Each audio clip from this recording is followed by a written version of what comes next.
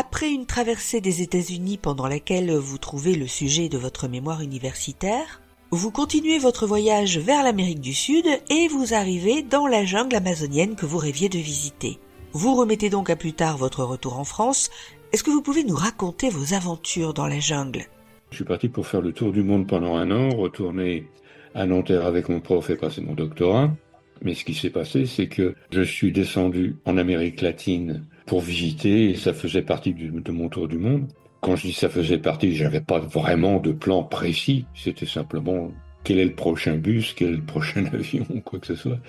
Et je suis arrivé en jungle amazonienne, que j'avais toujours voulu connaître depuis que j'étais adolescent, je sais pas pourquoi. Et j'avais vu des photos, ça m'intéressait, je voulais y aller. Et en arrivant, je ne pouvais pas me permettre de payer les tours de safari qui existaient et qui coûtaient à l'époque $100 par jour.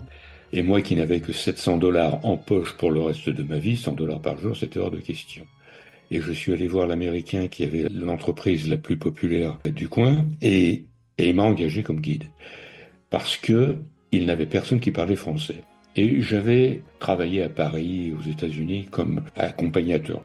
Et donc, avec le peu d'expérience que j'avais, il m'a engagé et il m'a mis sur tous ces tours pendant 1 semaine, gratuitement, pour que j'apprenne. Alors déjà, gros bonus.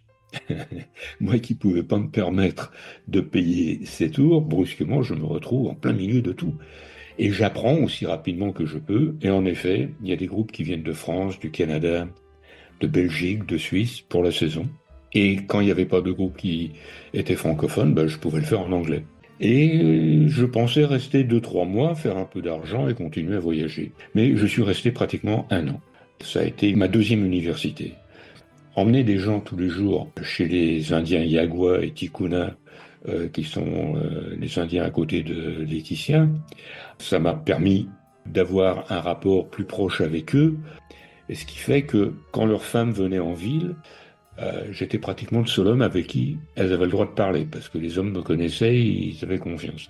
Et le fait d'être resté longtemps comme ça m'a permis de beaucoup mieux connaître, et de beaucoup mieux me connaître aussi, parce que la vie en jungle n'est pas facile pour personne, et on est obligé de voir ses propres limites, aussi bien physiques que mentales.